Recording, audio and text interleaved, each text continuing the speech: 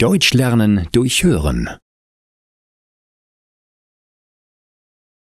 Lisa hat Liebeskummer. Anna und Ben sind seit 4 Jahren ein Paar. Sie wohnen beide in Hamburg.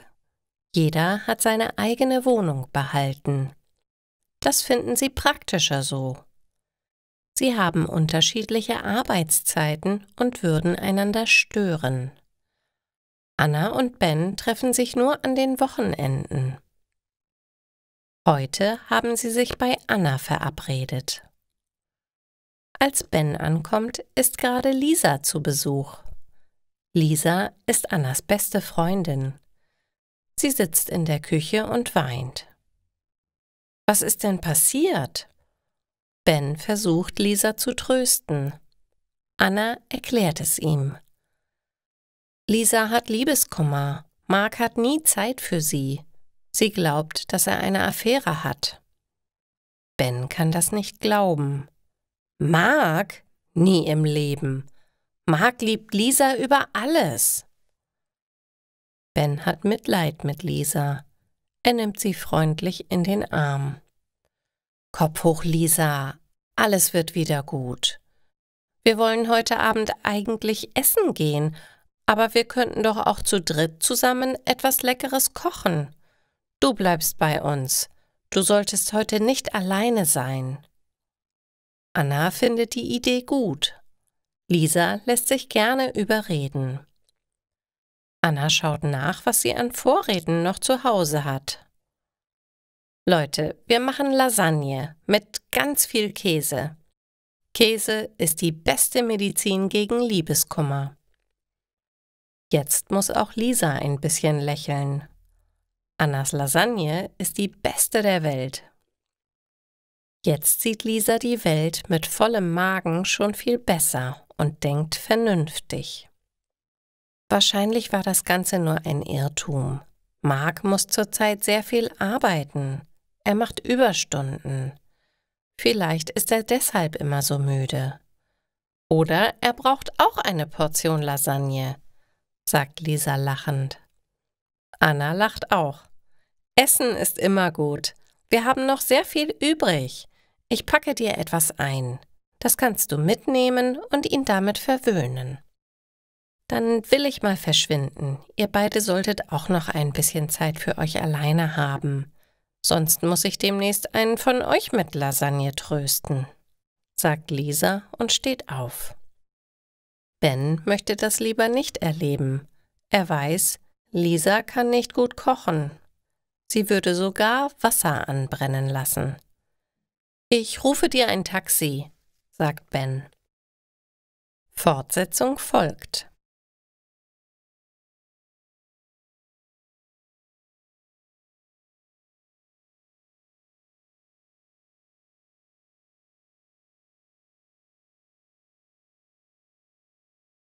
Ben verliebt sich in Lisa. Ben freut sich auf einen gemütlichen Abend. Es ist Mittwoch. Mittwochs kommt seine Lieblingsserie im Fernsehen. Diese schaut er am liebsten alleine an. Seine Freundin Anna mag keine Krimis und redet immer dazwischen. Das stört Ben sehr. Ben stellt eine Dose Bier und eine Schale mit Chips auf den Wohnzimmertisch. Gleich beginnt sein Film. Da klingelt es plötzlich an der Wohnungstür. Wer stört mich jetzt? Etwas verärgert öffnet Ben die Tür. Draußen steht Lisa. Sie sieht verzweifelt aus. Was ist denn jetzt wieder los? Komm doch bitte erst mal herein. Lisa weint. Anna ist nicht da. Sie hat heute Chorprobe. Ich brauche jemanden, der mich tröstet. Ben holt eine zweite Dose Bier und bittet Lisa ins Wohnzimmer. Komm, wir sehen den Krimi gemeinsam. Lisa lehnt sich an Ben an. Ich liebe Krimis. Ein perfekter Mord lenkt von den eigenen Sorgen ab. Dafür sind Filme ja erfunden worden. Jetzt aber leise, da kommt schon der Mörder um die Ecke. Sie schauen den Film. Immer wenn es spannend wird, kommt Lisa ein kleines Stückchen Ben näher. Ben findet das zuerst etwas seltsam, aber mit jedem Mord genießt er Lisas Nähe mehr. Schade, dass der Krimi irgendwann zu Ende ist. »Mit dir kann man perfekt zusammen fernsehen«, sagt er. Lisa sieht ihm in die Augen. »Und du bist die beste Gesellschaft, wenn man traurig ist.« Beim Abschied nimmt Ben Lisa etwas länger als nötig in die Arme. »Verdammt, ich glaube, ich habe mich gerade in Lisa verliebt«, denkt er, als er die Tür hinter Lisa zumacht. Das wird eine Menge Ärger geben.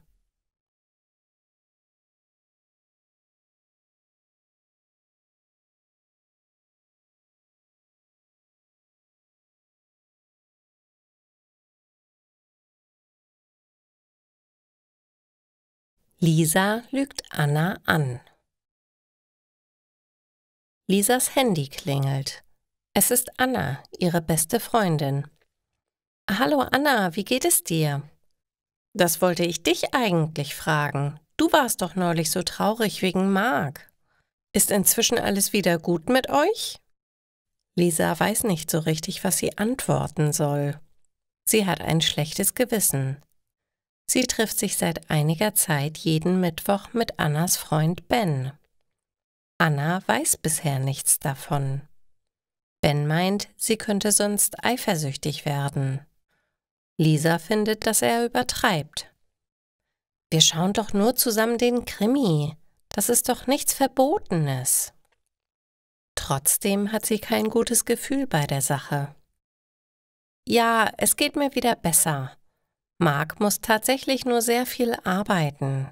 Ich habe ihn neulich spontan im Büro besucht. Er war dort wirklich alleine. Siehst du, Lisa, das haben wir dir ja gleich gesagt. Du solltest unbedingt kochen lernen. Dann kannst du ihn gelegentlich mit einem guten Essen überraschen. In der Volkshochschule beginnt am nächsten Mittwoch ein Kochkurs. Wollen wir ihn zusammen besuchen?« Lisa erschrickt. Mittwoch ist eigentlich ihr Krimiabend mit Ben. Da kann sie keinen Kochkurs machen. »Oh, das ist eine gute Idee. Aber du hast doch mittwochs immer deine Chorprobe. Das passt schlecht. Und alleine mag ich da nicht hingehen. Ich werde mir lieber ein paar YouTube-Videos anschauen. Die erklären das oft sehr gut.« Anna stimmt ihr zu. »Ja klar, an die Proben am Mittwoch habe ich gerade gar nicht gedacht. Also dann eben YouTube. Du machst das schon. Ich muss jetzt auflegen. Mein Chef ruft mich an. Ciao, Lisa, bis bald.« Lisa fühlt sich nicht wohl. Sie hat gerade ihre beste Freundin angelogen. Das hat sie noch nie getan. Sie muss unbedingt mit Ben reden. Diese Heimlichkeiten sind nicht gut. Freunde müssen ehrlich zueinander sein.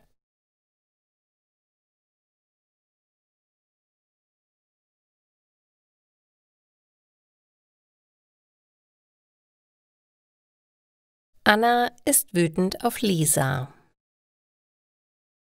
Es ist Samstag. Anna und Ben haben sich heute verabredet. Sie wollen in Bens Wohnung einen gemütlichen Abend verbringen. Ben hat vorhin beim Lieferdienst eine große Pizza bestellt. Sie wird in einer halben Stunde gebracht. In der Zwischenzeit deckt Ben den Tisch im Wohnzimmer. Er öffnet eine Flasche Rotwein und stellt 2 Gläser auf den Tisch. Anna betritt gerade die Wohnung. Sie hat einen eigenen Schlüssel und muss nicht klingeln. »Hallo Schatz, die Pizza ist schon bestellt. Mach es dir doch auf dem Sofa gemütlich.« Ben gibt Anna einen Kuss auf die Stirn. Anna wundert sich, sonst hat er sie immer anders begrüßt. Nun ja, vielleicht ist er etwas im Stress, denkt sie und setzt sich auf das Sofa. Es klingelt an der Tür, die Pizza kommt. Ben bezahlt. Dann legt er die Pizza auf einen großen Teller. Als er damit das Wohnzimmer betritt, erschrickt er. Fast hätte er das Essen fallen lassen. Anna hat etwas Glitzerndes in der Hand. »Sag mal, Ben, ist das nicht Lisas Armband? Das habe ich ihr doch letztes Jahr zum Geburtstag geschenkt. Wie kommt das auf dein Sofa? War Lisa hier? Warum hast du mir davon nichts erzählt? Habt ihr Geheimnisse?« Ben fühlt sich erwischt. Jetzt muss er die Wahrheit sagen. Aber nicht die ganze Wahrheit. Er erzählt, dass Lisa jeden Mittwoch zum Krimiabend kommt. Dabei muss sie wohl das Armband verloren haben. »Also Ben, das hättet ihr mir doch sagen können. Wenn es wirklich nur Fernsehen ist, ist das doch nichts Schlimmes. Ich mag ohnehin keine Krimis. Aber auf Lisa bin ich sauer. Das teure Armband. Wie kann sie das einfach verlieren? Sie muss besser auf ihre Sachen aufpassen. Sonst verliert sie irgendwann noch ihren Kopf. Aber jetzt lass uns die Pizza essen, bevor sie kalt wird. Komm, setz dich neben mich. Wir lassen uns den Abend nicht von einem Armband verderben.« Ben ist erleichtert. Das ist ja gerade noch einmal gut gegangen. Aber irgendwie schmeckt ihm heute die Pizza nicht wirklich gut.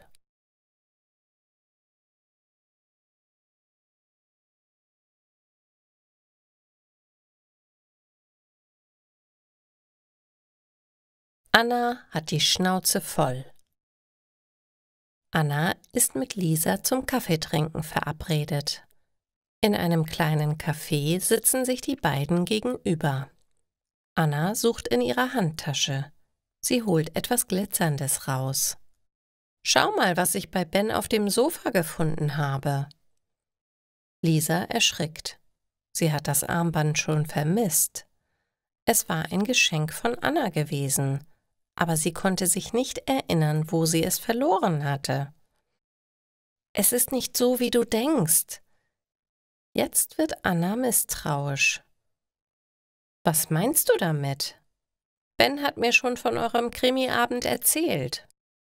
Ich war eigentlich zuerst nur sauer, weil du nicht auf das Armband aufgepasst hast. Das Ding war teuer.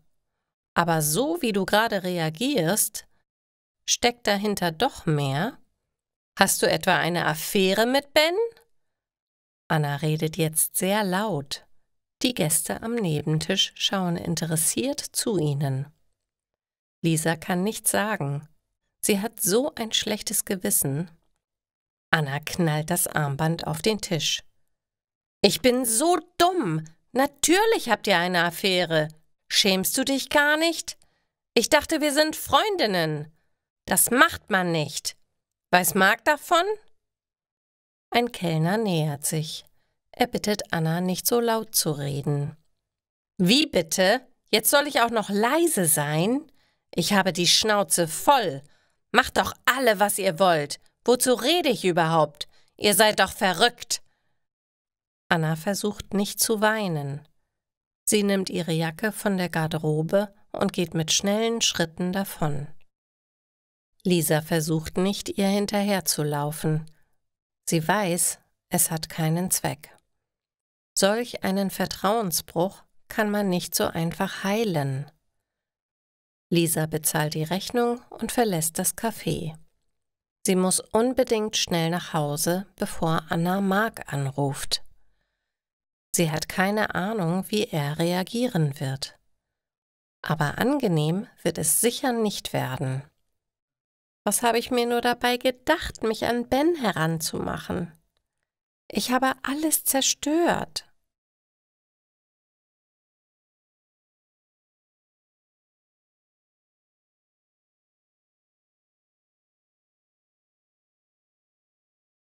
Marc ist eifersüchtig. Anna und Marc gehen im Park spazieren. »So kann man sich besser unterhalten«, sagt Anna. Es ist Herbst. Auf den Wegen liegen bunte Blätter. Marc redet nicht viel. Anna hat ihm gerade erzählt, dass ihr Freund Ben eine Affäre mit Marcs Frau Lisa hat. Was soll ich dazu sagen? Ich hatte in letzter Zeit viel auf der Arbeit zu tun. Ich mache Überstunden. Lisa und ich haben uns kaum noch gesehen, sagt Mark. Anna bleibt stehen. Ja, sie war deswegen auch bei uns. Sie dachte, du hättest eine Affäre. Anscheinend war es nicht so. Ich habe die Wahrheit gesehen. Sie betrügt dich. Sie betrügt uns alle. Anna hatte eigentlich erwartet, dass Mark wütend wird. Darauf war sie vorbereitet.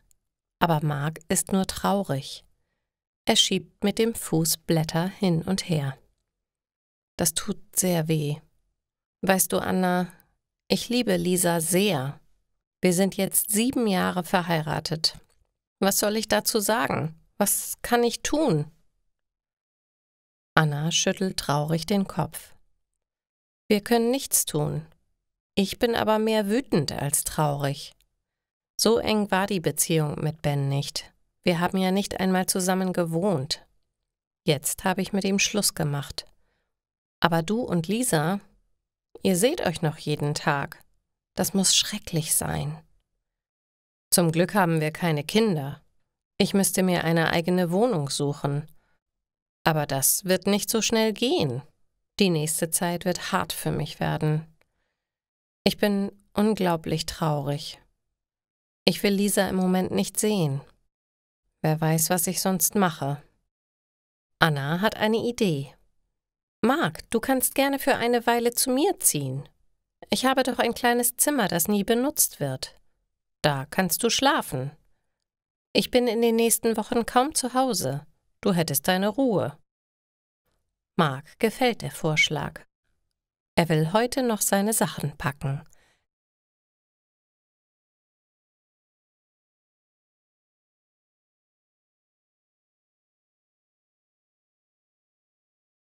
Lisa ist besorgt.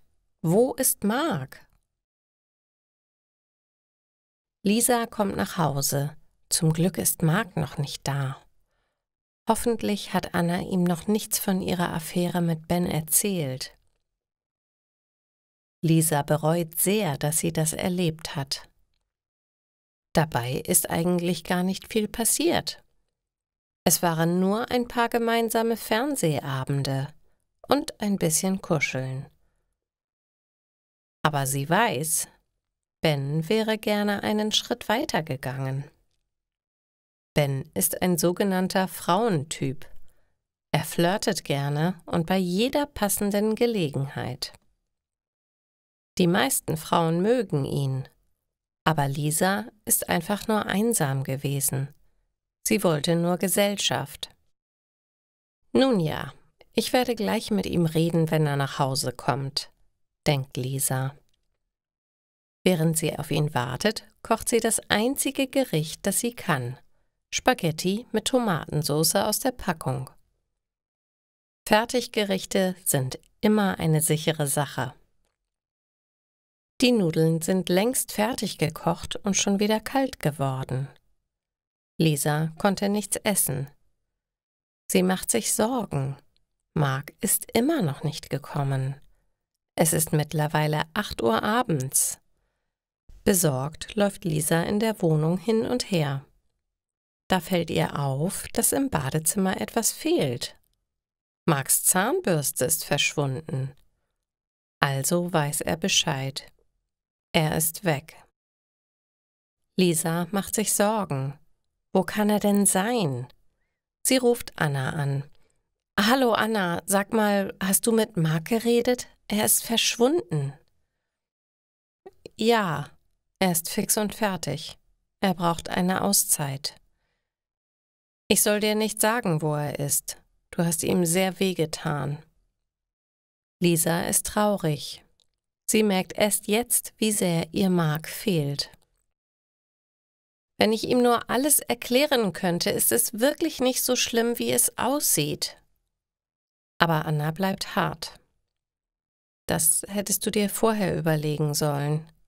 Lass ihn jetzt einfach in Ruhe. Lisa weiß, Anna hat recht. Sie hofft trotzdem, dass alles noch ein gutes Ende haben wird. In der Zwischenzeit isst sie die kalten Spaghetti. Mit leerem Magen sind Sorgen noch schwerer zu ertragen.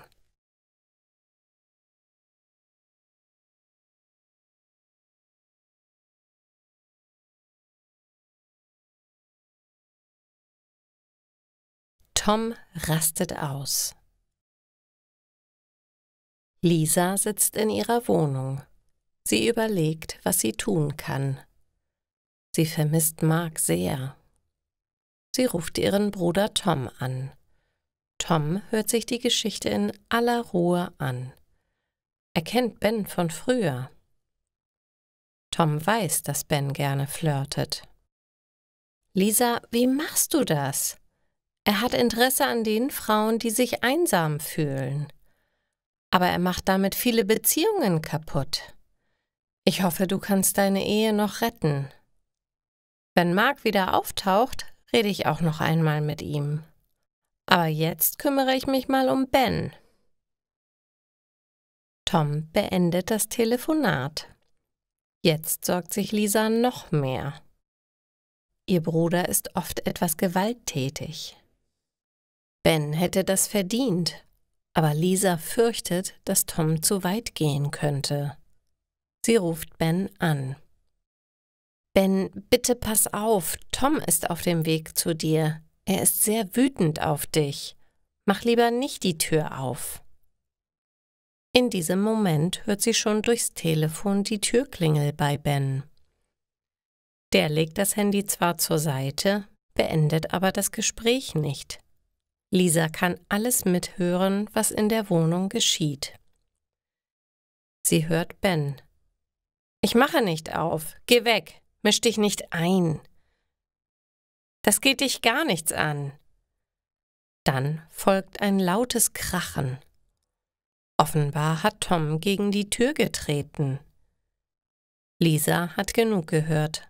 Sie ruft die Polizei an, bevor noch etwas Schlimmes passiert. Das Gespräch mit Ben hat sie aber nicht beendet. Sie hört Polizeisirenen und Männerstimmen. Das ging ja schnell. Lisa ist erleichtert. Wenigstens hier konnte sie helfen. Jetzt hofft sie nur, dass es ihr gelingt, auch ihre Ehe zu retten.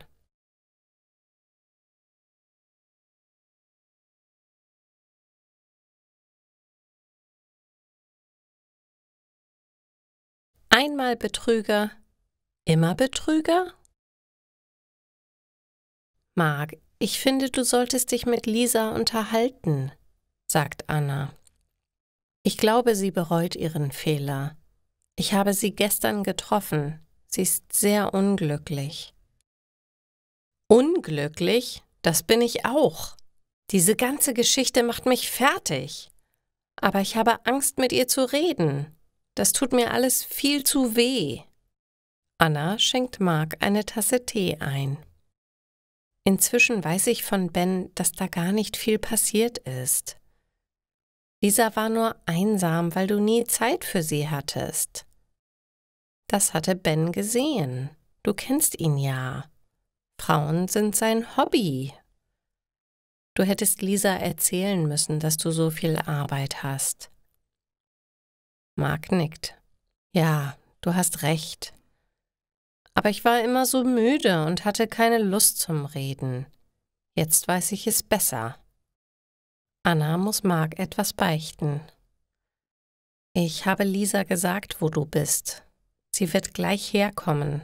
Sie möchte unbedingt alles klarstellen. Mark nickt. Ja, ist schon okay. Es klingelt. Lisa ist da. Anna bittet sie herein.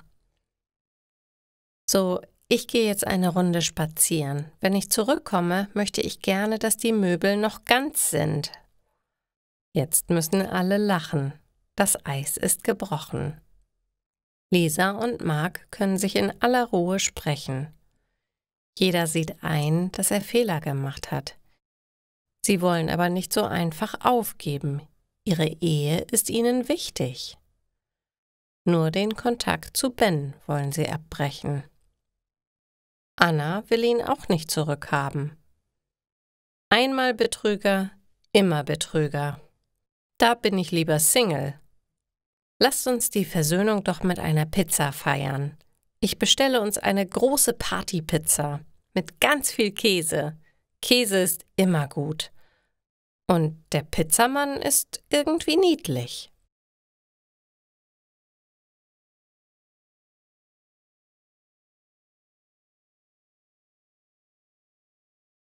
Kein guter Start für Antonio. Es klingelt. Anna rennt zur Tür und öffnet. Die bestellte Pizza ist angekommen. Der Tisch ist bereits gedeckt. Marc und Lisa haben schon den Wein eingeschenkt. Antonio, endlich! Wir sind fast verhungert. Warum hat das heute so lange gedauert?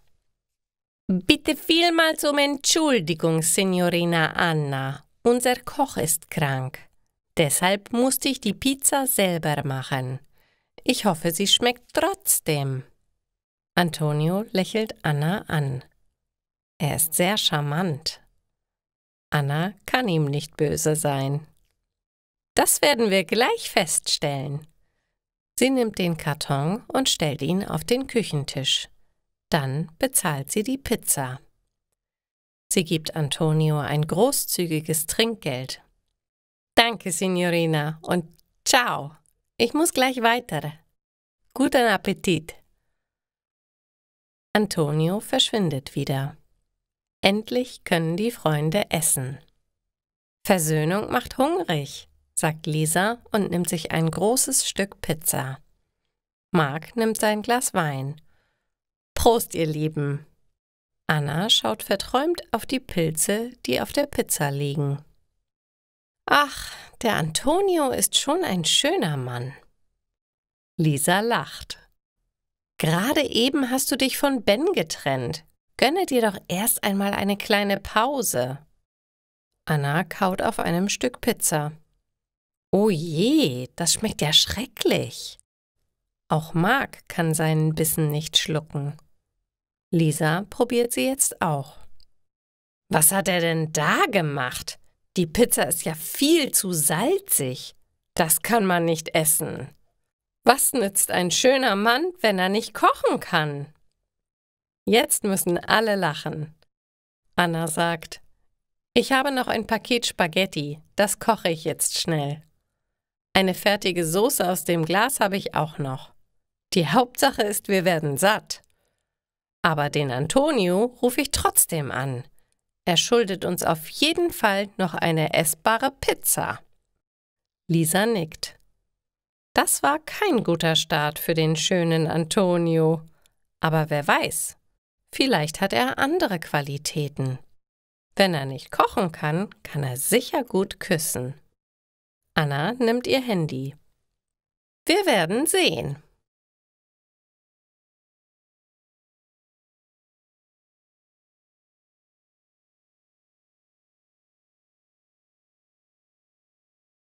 Wellness-Tag für Anna und Lisa. Anna und Lisa sind nach ihrem Streit wieder beste Freundinnen. Sie haben für heute einen Wellness-Tag geplant. Zuerst gehen sie in die Sauna. Das ist gesund und es macht die Haut weich. Den Rest erledigen wir dann zu Hause. Anna macht ein geheimnisvolles Gesicht. Sie möchte Lisa heute richtig verwöhnen. In der Sauna ist es heute sehr voll. Schade, so richtig gemütlich ist das aber nicht, sagt Lisa. Sie machen nur einen Aufguss mit. In der Ruhezone beschließen sie, lieber zu Anna zu fahren. In der überfüllten Sauna gefällt es ihnen nicht. Anna hat zu Hause schon alles vorbereitet. Sie wollen sich zu zweit einen gemütlichen Abend machen. Zuerst kocht Anna eine große Kanne Tee. Dann holt sie aus dem Kühlschrank eine Packung Quark und eine Gurke. Lisa ahnt schon, was jetzt kommt. Wir machen eine Maske für die Haut. Wunderbar, das wollte ich immer schon mal probieren. Ja, genau. und nebenbei schauen wir einen Liebesfilm auf Netflix. Lisa freut sich. Das wird ein wunderbarer Frauentag. Lisa verteilt vorsichtig eine Portion Quark auf Annas Gesicht. Dann legt sie Gurkenscheiben auf den Quark. Anna macht das Gleiche bei Lisa. Jetzt sehen beide aus wie Gespenster. Sie sitzen nebeneinander auf dem Sofa und schauen Titanic. Dazu trinken sie Tee und essen Kuchen. Plötzlich klingelt es an der Tür. Wer kann das sein? Sie erwarten niemanden. Anna fragt durch die Sprechanlage, wer an der Tür ist. Ich bin es, Antonio. Ich bringe dir eine neue Pizza. Oh je, der schönste Mann der Welt ist da und Anna hat Gurken im Gesicht. Sie öffnet trotzdem. Antonio lacht, als er Anna und Lisa sieht. Ihr seid doch bereits hübsch genug. Die beiden Frauen freuen sich über die spontane Pizza. Jetzt wird der Wellness-Tag doppelt so schön. Aber Antonio möchten sie bei ihrem Frauentag nicht dabei haben. Auch wenn er schön ist. Wellness ist ohne Männer am besten. Die Pizza ist diesmal nicht zu salzig. Der Chefkoch ist nämlich wieder gesund. Ein perfekter Tag.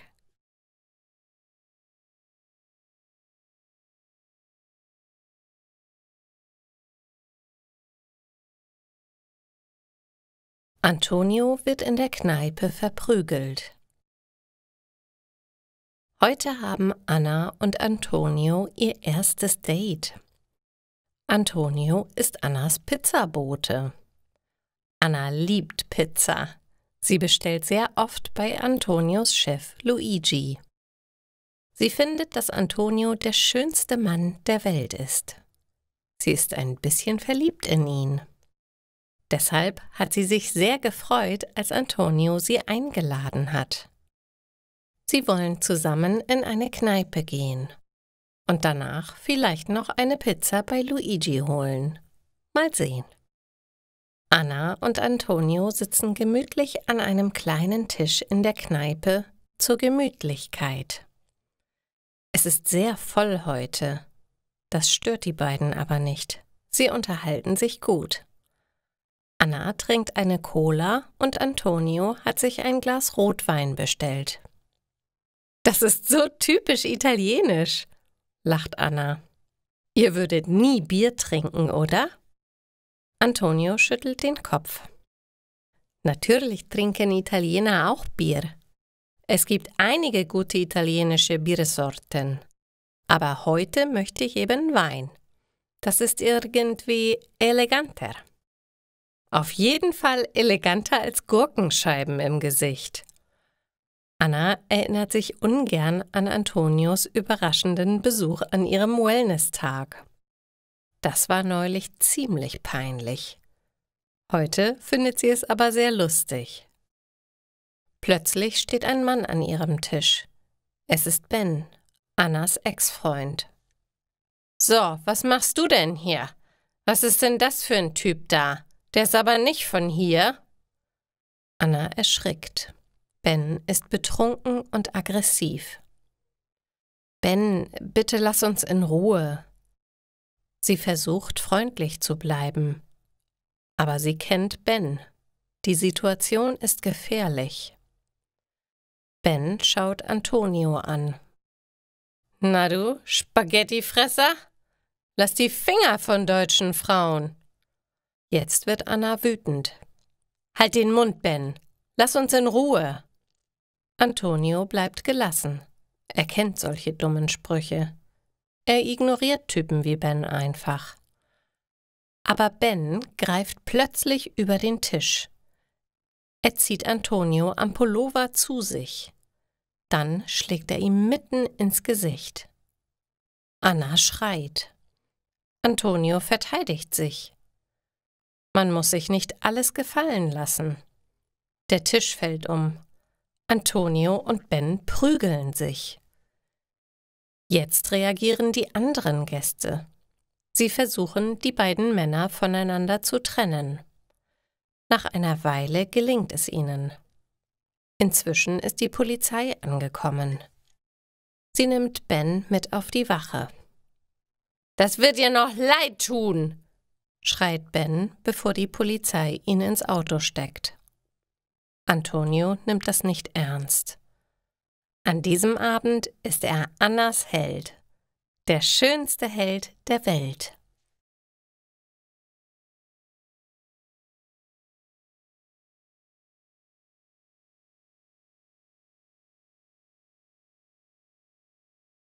Antonio ist verschwunden.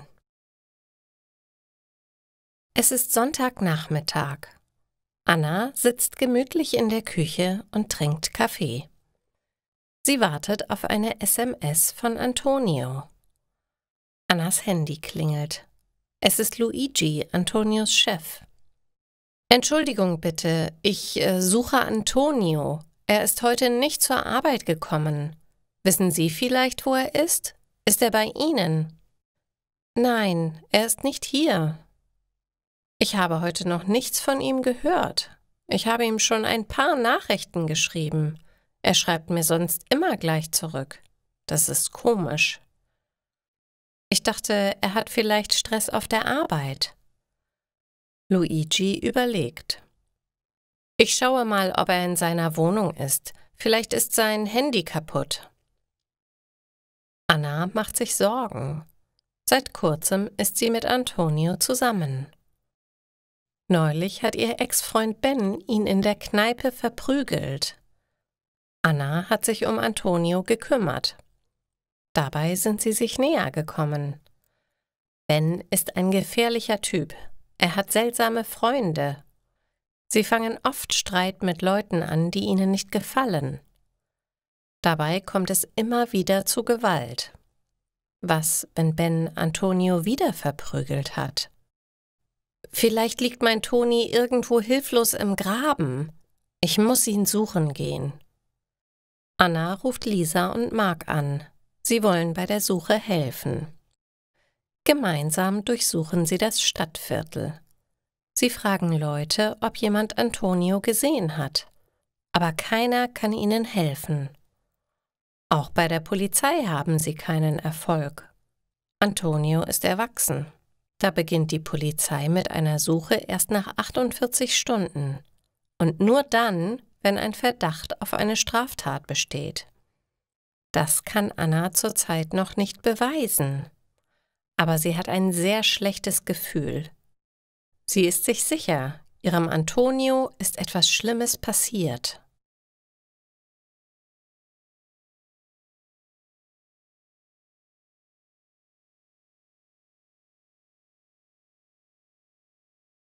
Antonio steckt in Lebensgefahr.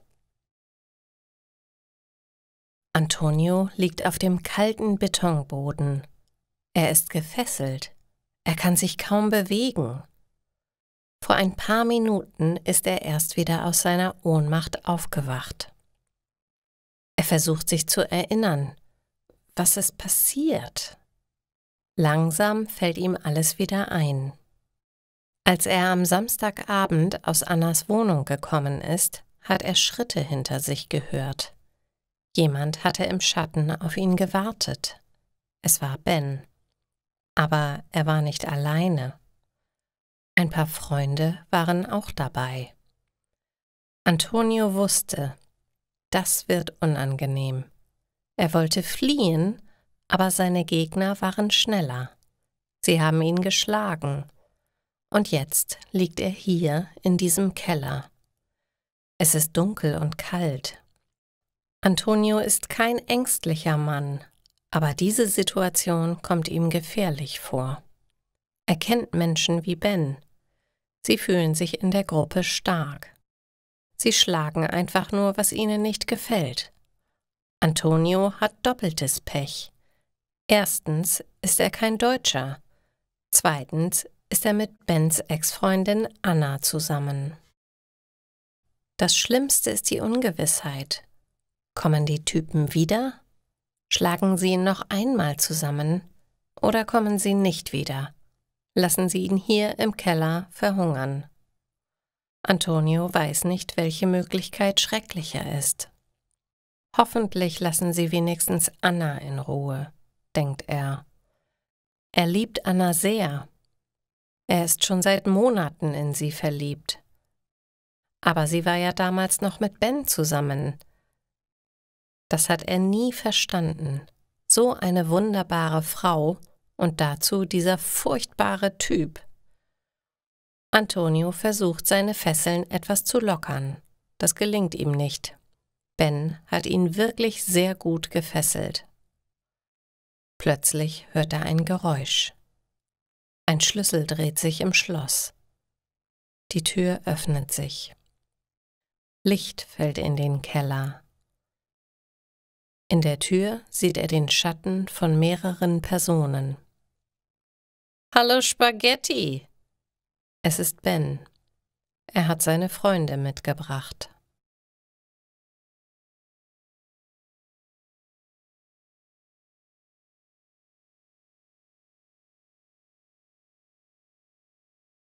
Annas größter Albtraum wird wahr. Anna ist verzweifelt. Seit 2 Tagen ist ihr Freund Antonio verschwunden. Sie ahnt, dass ihr Ex-Freund Ben etwas damit zu tun hat. Anna hat bei der Polizei eine Vermisstenanzeige erstattet. Aber Antonio bleibt spurlos verschwunden. Anna hat Angst, dass ihm etwas Schlimmes passiert ist. Anna hört ein Geräusch an ihrer Wohnungstür. Jemand schiebt einen Zettel unter der Tür durch. Anna ist leider nicht schnell genug. Als sie die Tür öffnet, ist niemand mehr zu sehen. Sie liest, was auf dem Zettel steht. Vergiss den Italiener. Halte dich an deutsche Männer. Den Spaghetti siehst du nie wieder. Der Text ist in Druckbuchstaben geschrieben. Trotzdem erkennt Anna Bens Handschrift. Er macht immer so komische Haken beim großen H. Zitternd wählt Anna Lisas Nummer. Sie hat schreckliche Angst um Antonio. Lisa rät, damit musst du sofort zur Polizei. Jetzt müssen sie ihre Suche verstärken. Ich hole dich ab. Wir fahren zusammen. Auf dem Polizeirevier nimmt man ihre Sorgen endlich ernst. Beamte fahren zu Bens Wohnung. Sie holen ihn zum Verhör. Die Kommissarin fragt Ben, wo Antonio ist. Er ist alleine. Seine Freunde sind nicht bei ihm. Ben fühlt sich jetzt nicht mehr so stark wie in der Gruppe. Nach einer Weile erzählt er der Beamtin, wo Antonio ist. Anna darf mit der Polizei zu dem Haus fahren, wo Antonio gefangen gehalten wird. Ein Notarzt ist schon vor Ort. Sie sieht Antonio. Er liegt bereits auf einer Trage und wird gerade in den Krankenwagen gebracht. Anna kann auch dort mitfahren. Antonio sieht nicht gut aus. Er wurde heftig geschlagen und getreten. Anna hält seine Hand. Der Notarzt nickt ihr zu. Das wird wieder gut. Er ist zum Glück nicht lebensgefährlich verletzt. Anna versucht nicht zu weinen. Antonio ist noch bewusstlos. Aber er wird wieder gesund. Und Ben kommt für eine ganze Weile ins Gefängnis. Sie sind vor ihm sicher. Es wird alles wieder gut.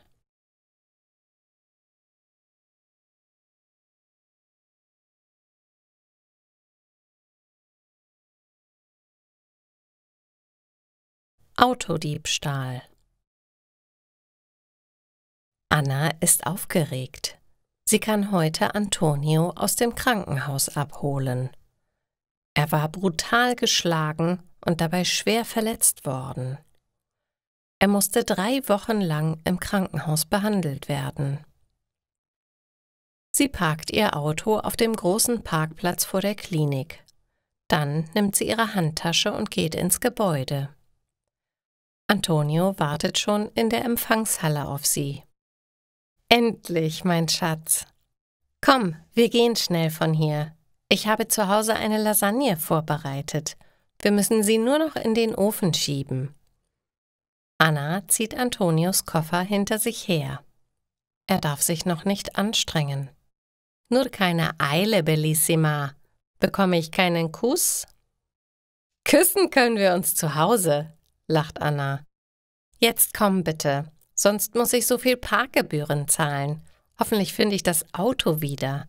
Der Parkplatz ist riesig.« Anna und Antonio suchen nach dem Auto. Immer wieder drückt Anna auf den elektrischen Autoschlüssel. Durch das Signal blinken bei ihrem Auto die Blinklichter. So kann man es leichter finden. Aber kein Auto reagiert. Irgendwo muss es doch sein. Anna ist nervös. Hat sie den Wagen wirklich abgeschlossen? Oder hat sie das vergessen, weil sie schnell zu Antonio wollte? Sie weiß es nicht mehr. »Antonio, ich glaube, jemand hat mein Auto gestohlen.« »Oh, bitte nicht. Ich kann doch nicht mit der Bahn nach Hause fahren. Das ist zu anstrengend.« Anna schüttelt den Kopf. »Nein, ich bestelle jetzt ein Taxi für dich. Und ich rufe Lisa an.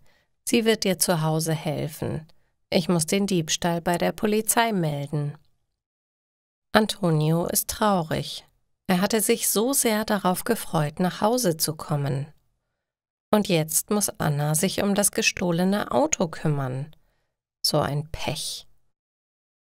Aber jedenfalls werden wir die Zeit nutzen, bis das Taxi kommt.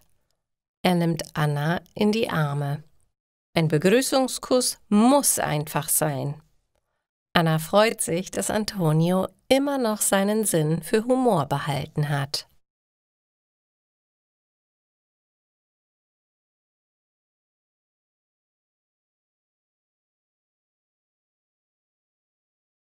Die kleine Lea wird entführt. Lisa wartet in Annas Wohnung auf Antonio. Sie will sich um ihn kümmern, bis Anna wieder zu Hause ist. Anna ist auf dem Polizeirevier. Sie erstattet eine Anzeige, weil ihr Auto gestohlen wurde. Heute muss Lisa auf ihre Nichte Lea aufpassen. Lea ist 6 Jahre alt. Sie ist schon sehr selbstständig. Man muss sie nicht ständig im Auge behalten. Lisa hat für die kleine Lea im Wohnzimmer eine DVD eingelegt. Lisa kümmert sich in der Küche um die Lasagne. Anna hatte sie schon vorbereitet. Sie muss nur noch in den Ofen. Ab und zu sieht sie ins Wohnzimmer. Lea sitzt ruhig auf dem Sofa und schaut den Film an. Es klingelt. Antonio ist mit dem Taxi angekommen. Lisa öffnet die Tür und geht ihm entgegen. Sie trägt den Koffer in Annas Wohnung im Erdgeschoss. Es sind zwar nur ein paar Stufen, aber Antonio darf noch nichts tragen. »Jetzt komm rein und setz dich bitte zu Lea ins Wohnzimmer. Das Essen dauert noch ein paar Minuten.« Doch als die beiden das Zimmer betreten, ist Lea verschwunden. »Lea?« Lisa sucht ihre Nichte. Die Balkontür ist offen. Sie wird doch nicht vom Balkon geklettert sein. »Madonna mia, was für ein Tag! Erst wird das Auto gestohlen und jetzt wird Lea entführt. Das war sicher die Mafia oder die Freunde von Ben.« Antonio liebt Kinder. Er macht sich große Sorgen. »Wir müssen sofort die Polizei rufen.« Lisa hat schon ihr Handy in der Hand.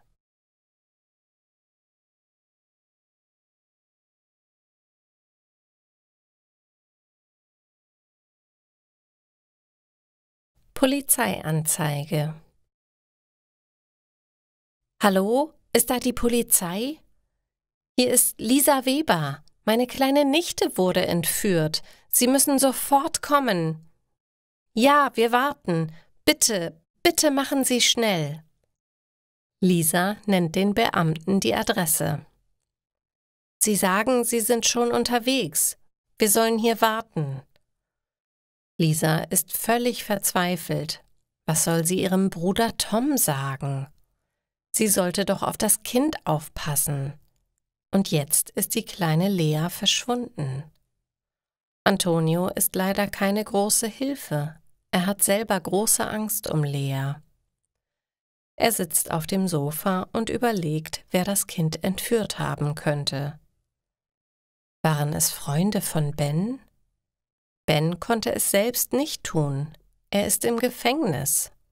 Aber er hat viele kriminelle Freunde. Inzwischen ist Anna nach Hause gekommen. Sie hat den Autodiebstahl gemeldet. Jetzt muss sie noch viele Formulare ausfüllen. Das mache ich nachher. Jetzt müssen wir uns erstmal um Lea kümmern. Lisa hat Kaffee gekocht, aber keiner trinkt ihn. Alle sind nervös und ängstlich. Wo kann Lea nur sein? Tom klingelt an der Haustür. Anna lässt ihn herein. Er ist wütend auf Lisa. »Was ist hier los? Wo ist meine Lea? Kannst du nicht mal ein paar Stunden auf das Kind aufpassen?« Lisa weint. Sie hat doch den Film geschaut. Alles war gut. Nur ein kleiner Moment und da war sie schon weg. Die Polizeibeamten sind angekommen. Sie schauen sich ganz genau in der Wohnung um.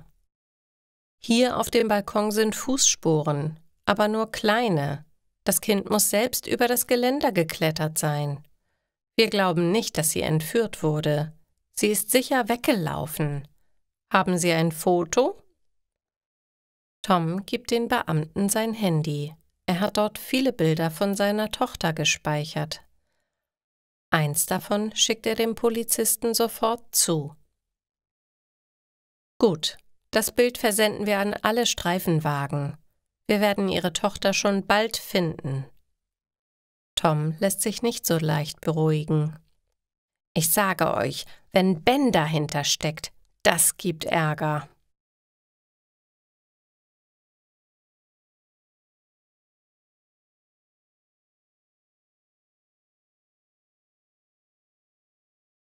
Geheimnisse.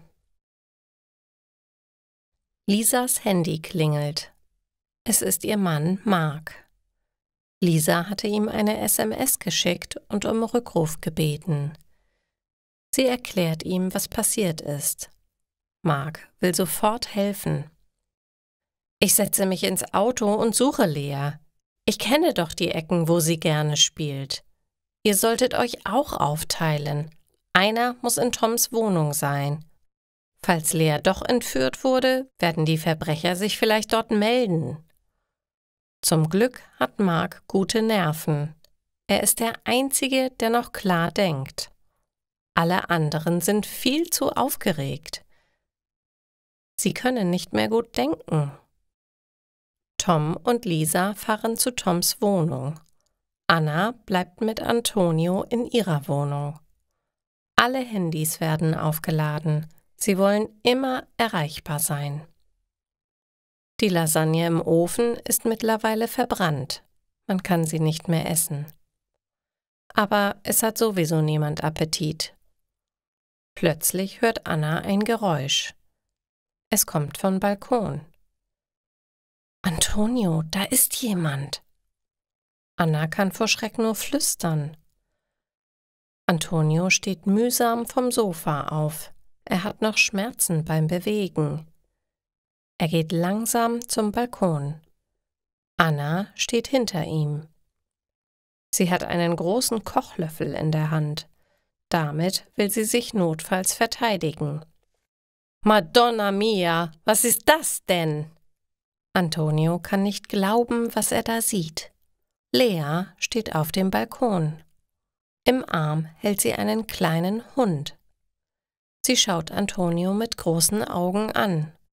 »Wo warst du denn? Wir machen uns alle Sorgen. Die Polizei sucht dich.« Anna ist wütend, aber sie ist auch erleichtert. »Ich rufe jetzt schnell deinen Vater an und die Polizei. Und dann erzählst du uns mal, wo du warst. Warum bist du einfach weggelaufen? Lea weint. Ich wollte doch nur zu Tobi. Er ist mein Geheimnis. Ich habe ihn gestern gefunden. Er war ganz alleine. Er ist doch noch so klein. Tobi ist offensichtlich der kleine Hund in Leas Armen. Er bellt leise. Antonio nimmt Lea in die Arme. Ist ja alles gut. Du bist wieder da. Das ist das Wichtigste. Aber solche Sachen machst du bitte nie, nie wieder.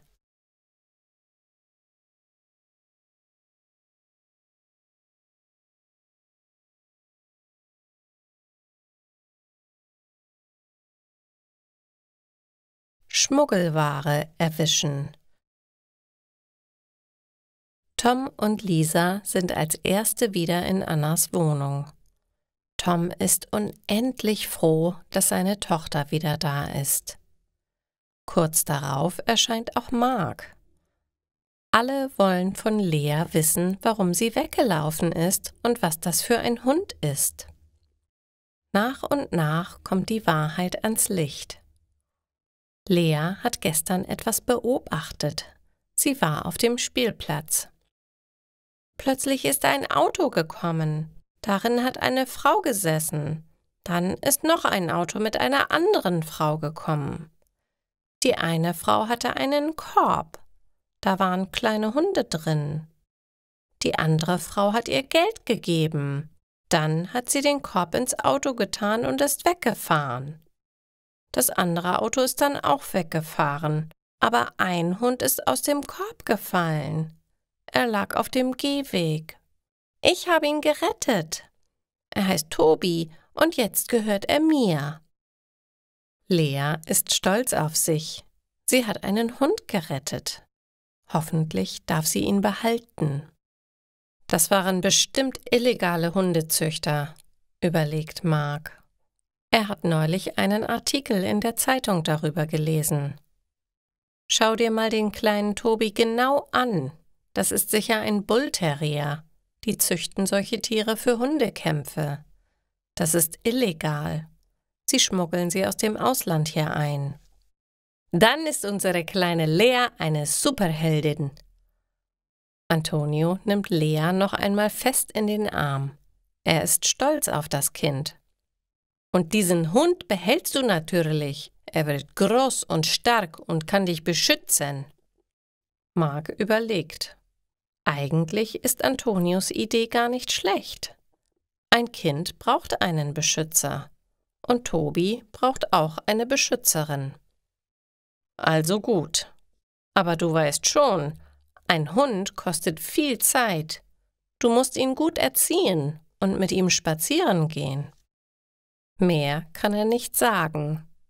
Lea fällt ihm um den Hals. Sie ist heute das glücklichste Kind der Welt. Und Tobi?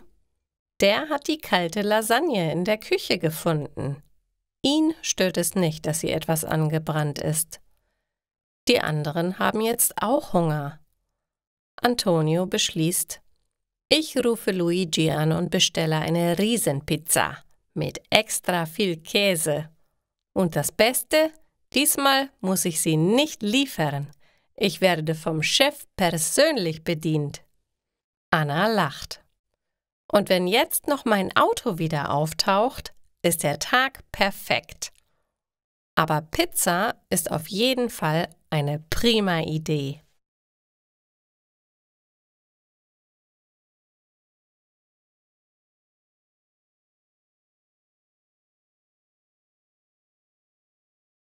Maria ist beim Arbeitsamt. Antonio begleitet seine Schwester Maria. Sie hat heute einen Termin beim Arbeitsamt. Maria ist seit ein paar Wochen arbeitslos. Sie möchte unbedingt einen neuen Job haben. Ihre Beraterin will ihr heute einige Angebote zeigen. Maria ist aufgeregt. Sie kennt sich mit deutschen Behörden nicht gut aus. Deshalb kommt Antonio mit. Er war schon oft beim Arbeitsamt. Wir müssen uns hier anmelden, sagt er und geht zum Empfang. Maria sagt ihren Namen. Ich habe einen Termin bei Frau Schmidt. Die Sekretärin gibt ihr einen Zettel mit einer Nummer. Bitte warten Sie hier im Wartezimmer. Ihre Nummer erscheint auf dem Display da oben. Und bitte schalten Sie Ihr Handy aus. Mobiltelefone sind hier nicht erlaubt. Maria und Antonio warten eine Weile. Dann werden sie aufgerufen. Frau Schmidt ist sehr freundlich zu Maria. Frau Moreno, ich habe hier 2 Angebote für Sie. Sie können sich gleich heute noch dort bewerben. Das eine ist ein Job an der Supermarktkasse. Das andere ist eine Stelle beim Bäcker im Bahnhof. Maria freut sich. Das ist wunderbar.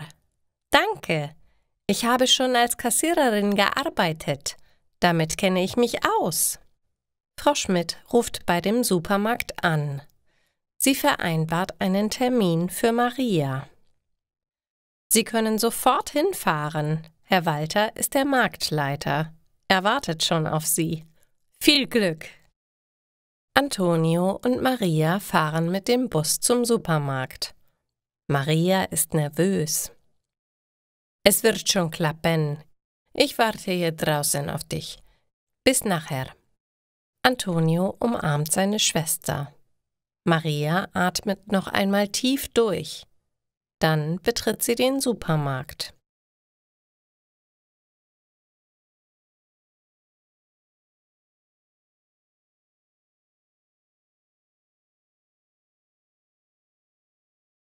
Kassiererin im Supermarkt. Maria hat sich im Supermarkt frisch und günstig auf eine Stelle als Kassiererin beworben. Das Vorstellungsgespräch gestern ist sehr gut gelaufen.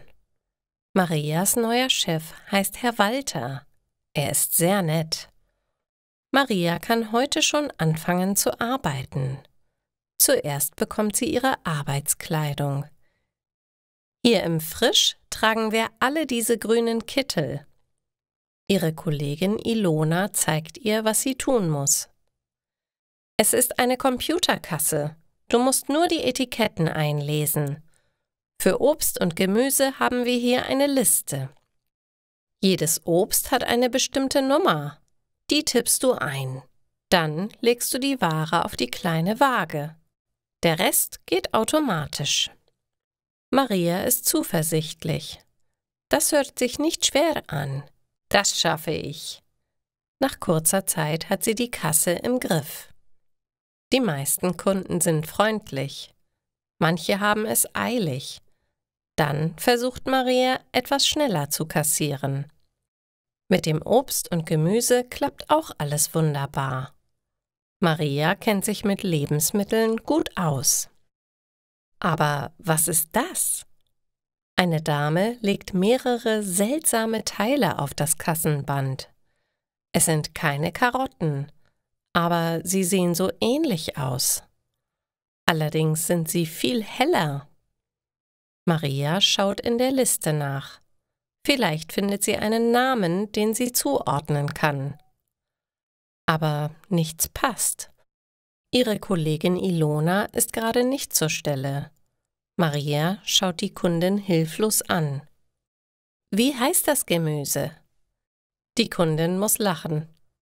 Keine Ahnung, ich koche das öfter, aber ich weiß nicht, wie es heißt. Ich kaufe es einfach ohne Namen. Eine ältere Frau mischt sich ein. Das dauert ja ewig. Immer diese jungen Menschen, das sind Pastinaken, die kennt doch jedes Kind. Maria möchte nicht unfreundlich sein. Sie nickt. In der Liste findet sie nur regionales Wurzelgemüse. Das tippt sie ein und legt die Pastinaken auf die Waage. Zu Hause wird sie dieses Wort googeln. Pastinake. Für Maria klingt das eher wie ein Seeungeheuer. Aber jetzt hat sie wieder etwas dazugelernt. Mal ganz ehrlich, hättet ihr das gewusst? Kennt ihr alle Gemüsesorten? Seit ein paar Jahren kommen alte und fast vergessene Arten wieder in Mode. Pastinaken zum Beispiel. Sie schmecken wie eine Mischung aus Karotten und Kartoffeln. Mit etwas Öl und Knoblauch sind sie sehr lecker. Probiert es doch einfach mal aus.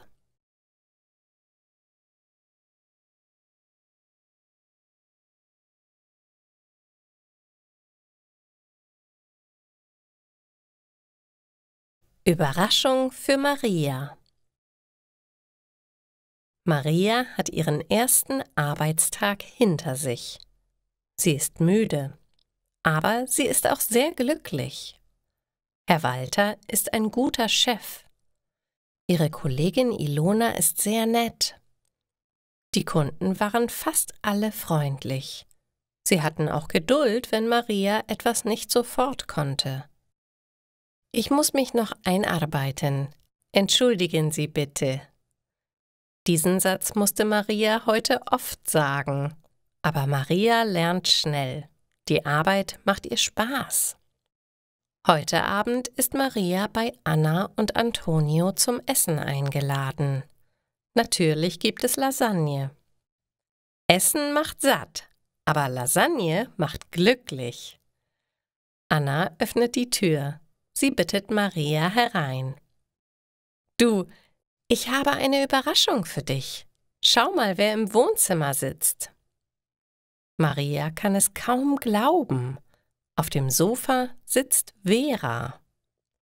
Vera und Maria waren vor ein paar Jahren sehr gut befreundet gewesen.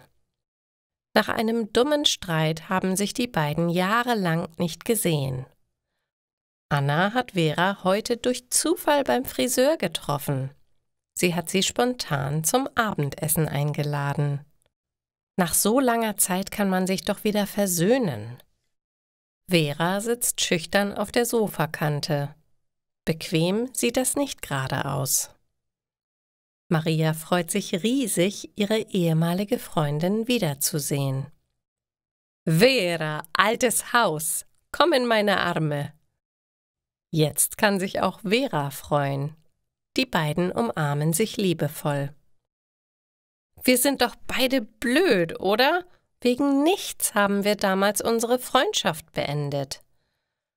Lass uns das Ganze doch vergessen.« Maria lacht. »Ja, du hast recht. Ich weiß eigentlich gar nicht mehr, worum es ging.« Antonio kommt aus der Küche. Er trägt ein Tablett mit einer riesigen Auflaufform ins Wohnzimmer. »Lasagne ist fertig. Möchten die Damen bitte Platz nehmen?« Anna hat schon den Tisch gedeckt. Sie bringt noch den Rotwein mit. »Jetzt greift zu, solange das Essen noch heiß ist.«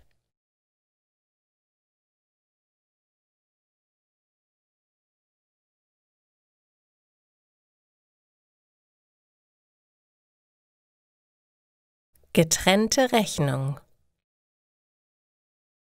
Maria und Vera haben sich für heute Abend zum Essen verabredet. Sie treffen sich in einem chinesischen Restaurant. Hier haben sie früher viele Abende verbracht. Nach ihrem Streit ist keine der beiden jemals wieder in dem Restaurant gewesen. Lass uns unsere alte Tradition doch weiterführen.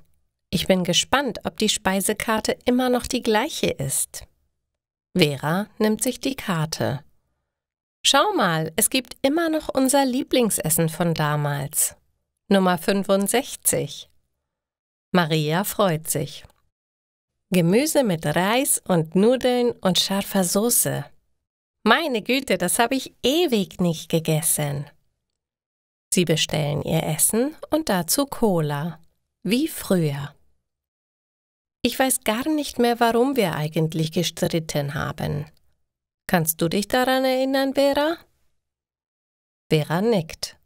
Sie wird plötzlich traurig. Ja, es war wegen Leonie. Du hattest plötzlich keine Zeit mehr für mich. Immer drehte sich alles nur um Leonie. Ich war eifersüchtig. Maria wundert sich. eifersüchtig auf Leonie? Sie war doch nur eine Kollegin. Sie war neu in der Stadt. Ich wollte mich nur um sie kümmern. Ja, aber du hast mich gar nicht mehr beachtet. Das hat mir sehr wehgetan. Aber Vera, das habe ich nie bemerkt. Du hattest doch so viele andere Freundinnen. Vera schüttelt den Kopf. Ja, das stimmt. Aber dich habe ich geliebt. Das war für mich sehr wichtig. Maria kann nicht glauben, was sie gehört hat. Vera hat sie geliebt und sie hat das nicht bemerkt? Warum hast du nie etwas gesagt? Vera schüttelt wieder den Kopf. Was hätte das gebracht? Du hättest den Kontakt sofort abgebrochen. Maria überlegt. Ja, das kann sein. Ich war doch damals mit René zusammen. Das Essen und ihre Getränke werden serviert. Die beiden essen schweigend. Die gute Stimmung ist verschwunden. Irgendetwas steht zwischen ihnen. Keine will es aussprechen. Beide sind froh, als der Kellner schließlich die Rechnung bringt. Das macht 42,60 €. Zahlen Sie zusammen oder getrennt? Getrennt bitte, sagen die Frauen wie aus einem Mund.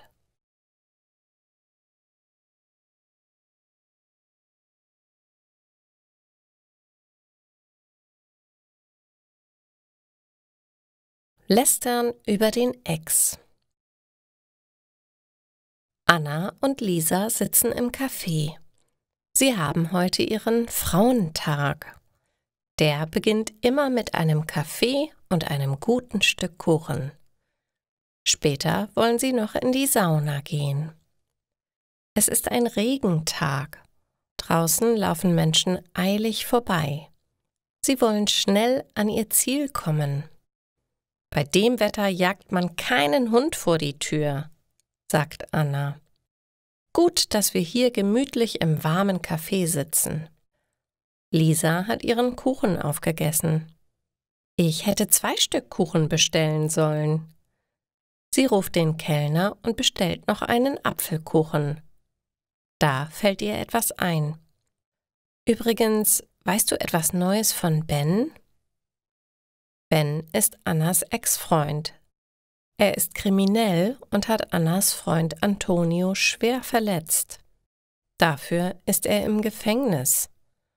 Dort muss er nun für eine Weile bleiben. Anna schüttelt den Kopf. Nein, ich habe keinen Kontakt zu ihm. Ich will auch nichts mehr über ihn hören. Lisa stimmt ihr zu. Ja, das ist auch besser so. Er hat uns beide ja ziemlich betrogen. Anna trinkt einen Schluck Kaffee. Ja, das war eine schlimme Zeit. Erst betrügt er mich mit dir, also mit meiner besten Freundin. Dann geht deine Ehe fast kaputt. Dann verprügelt er Antonio und lässt ihn auch noch entführen. Unglaublich. Das war ja wie im Film. Anna kann sich kaum beruhigen. Sie erzählt Lisa, was Ben noch alles gemacht hat. Du glaubst nicht, was für ein schlechter Mensch das ist. Lisa bekommt große Augen. Das ist ja krass. Und bei mir hat er immer über dich gelästert. Gut, dass er im Gefängnis ist. Da sollte er für eine lange Zeit bleiben.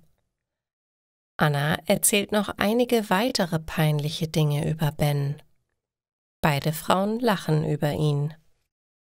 Am Nebentisch hört eine junge Frau ganz genau zu. Sie tut so, als würde sie auf ihr Handy schauen.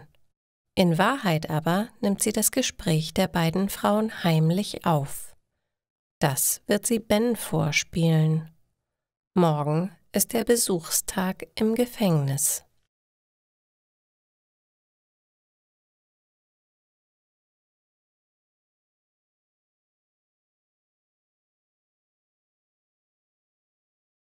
Schlechtes Verhalten im Krankenhaus. Ben ist sauer. Gestern war ein Besuchstag im Gefängnis. Seine Schwester Gudrun war da. Sie hatte ihr Handy dabei. »Wie hast du das durch die Kontrolle am Eingang bekommen?« »Das willst du nicht wissen.« Auf dem Handy war eine Tonaufnahme gespeichert. Ben hatte die Stimmen sofort erkannt. »Na warte, euch werde ich es zeigen.« Ben überlegt, wie er aus dem Gefängnis fliehen kann. »Ich muss hier raus. Anna und Lisa müssen bestraft werden. So redet niemand über mich.« Ben hat eine Idee. Er legt sich aufs Bett und ruft um Hilfe. Ein Wärter kommt. »Was ist los?« »Ah, ich habe ganz furchtbare Schmerzen. Mein Bauch. Ich glaube, es ist der Blinddarm. Ich brauche einen Arzt.« Der Wärter ist ein junger Mann. Er hat noch nicht viel Erfahrung. Deshalb glaubt er Ben. Er telefoniert sofort und bestellt einen Notarzt. Dieser bringt Ben ins Krankenhaus. In der Klinik bekommt Ben ein Einzelzimmer. Vor der Tür stehen 2 Polizisten und halten Wache. »Hoffentlich ist der Mann bald ruhig«, sagt der eine. »Das ständige Geschrei nervt mich.« Der andere nickt.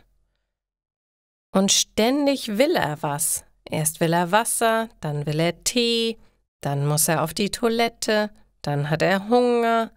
Und jedes Mal müssen wir ihn bedienen. Das ist unerträglich.« »Hallo?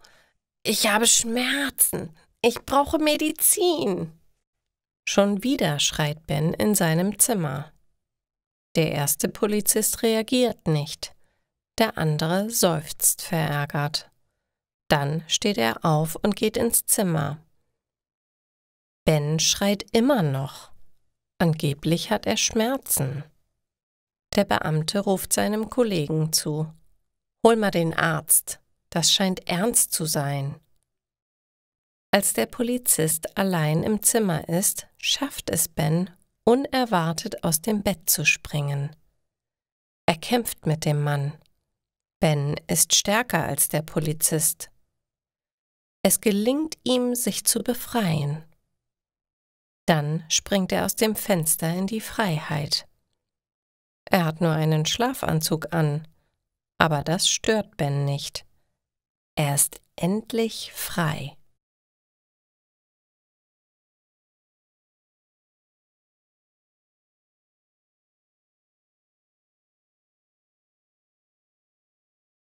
Maria und Vera versöhnen sich wieder.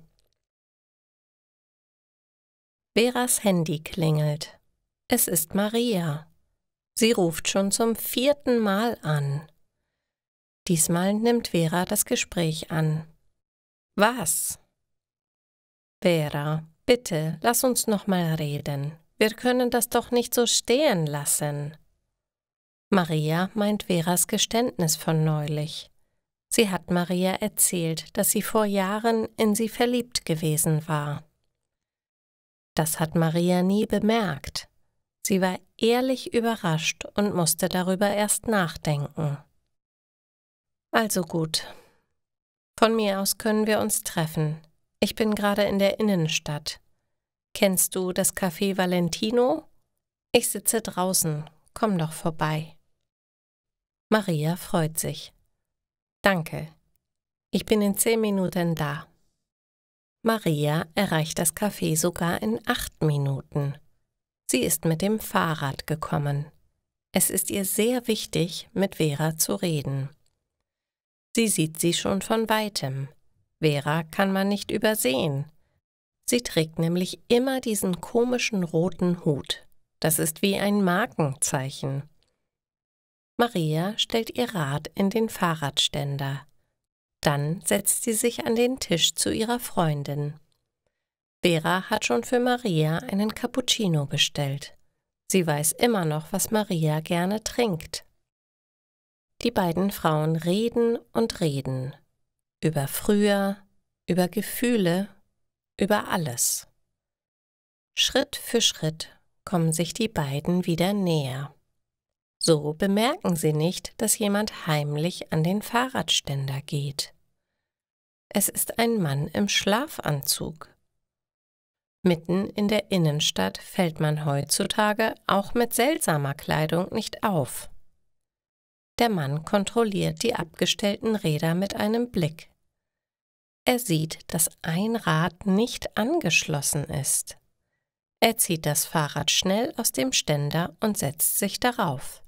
Schnell wie der Wind fährt er davon. Maria und Vera haben sich viel erzählt. Maria hat Tränen in den Augen. Wir haben so viele Jahre verloren. Lass uns nie wieder streiten. Wir müssen immer ehrlich zueinander sein. Vera streichelt Marias Hand. Ja, so machen wir das. Freundinnen für immer. Und heute gibt es keine getrennte Rechnung. Ich lade dich ein. Maria freut sich. Sie will ihre Tasche aus dem Fahrradkorb nehmen. Darin sind ihre Taschentücher. Die braucht sie jetzt dringend. Ihr Make-up ist ganz verschmiert. Doch ihr Rad ist verschwunden.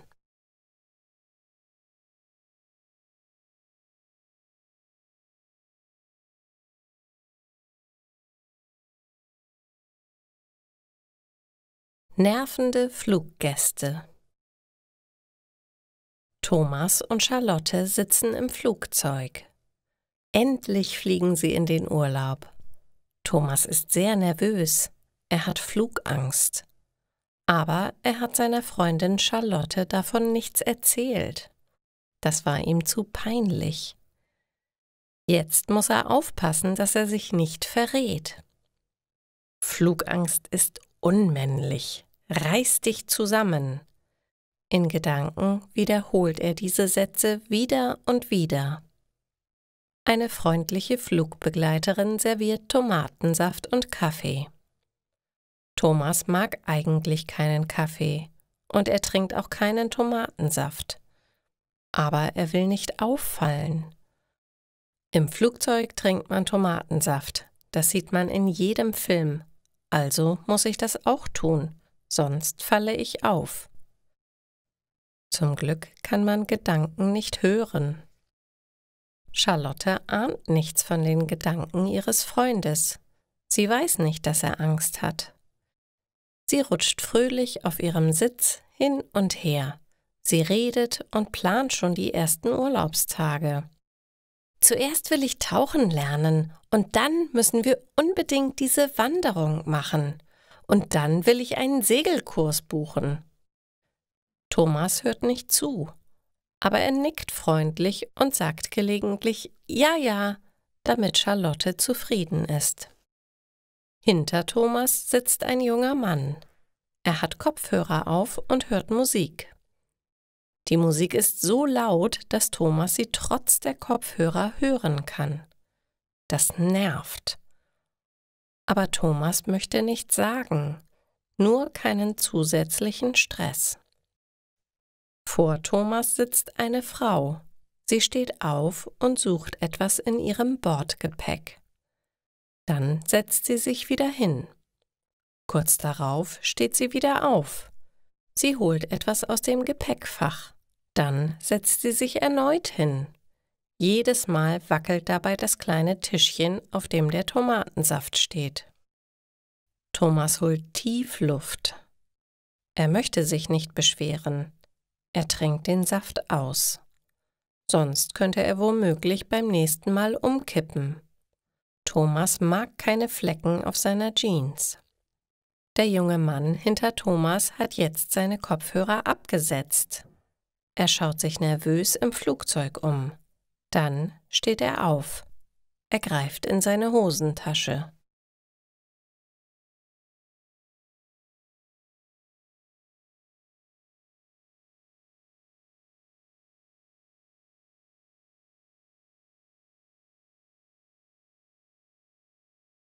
Durchsage aus dem Cockpit. Ben sitzt im Flugzeug. Nur weg aus Deutschland. Seine Schwester hat ihm einen falschen Ausweis besorgt. Damit konnte er unbemerkt einchecken.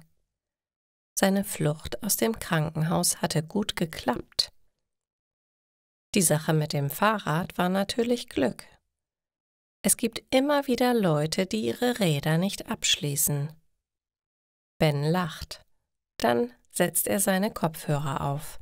Er stellt die Musik auf volle Lautstärke. Vor ihm sitzt ein Pärchen. Der Mann hat offensichtlich Flugangst. Sie dagegen redet wie ein Wasserfall. Die würde mich wahnsinnig machen. Ben ist zufrieden, allein zu sein. Frauen sind anstrengend. Sie reden ständig über Gefühle. Wer braucht schon Gefühle? Eine freundliche Flugbegleiterin serviert Tomatensaft und Kaffee. Ben nimmt beides. Den Kaffee trinkt er in einem Zug aus. Mit dem Saft will er sich Zeit lassen. Ben hat Appetit auf Bonbons. Er hat noch eins in der Hosentasche. Im Sitzen kann er das Bonbon aus der Tasche nicht ziehen. Also muss er aufstehen. Eigentlich soll man sitzen bleiben. Die Signale erlauben es noch nicht aufzustehen. Ben sieht sich nervös um. Hoffentlich merkt es keiner. Er holt das Bonbon aus der Tasche und setzt sich wieder. Achtung, liebe Fluggäste, hier spricht Ihr Kapitän.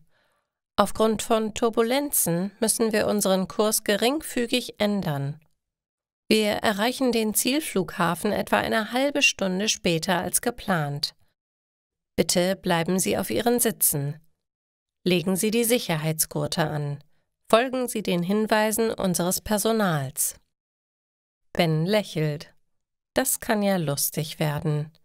Der Mann vor ihm wird blass. Das kann Ben sogar von hinten sehen. Er hat ganz weiße Ohren. Das Flugzeug wird durch eine Turbulenz leicht geschüttelt. Bens Tomatensaft fließt auf seine Jeans. So ein Mist! Ich habe keine Ersatzhose dabei. Aber insgeheim ist Ben sehr zufrieden. Als die Durchsage begann, war er zuerst beunruhigt. Er hatte Angst, dass er entdeckt worden wäre. Aber so eine kleine Turbulenz stört ihn nicht.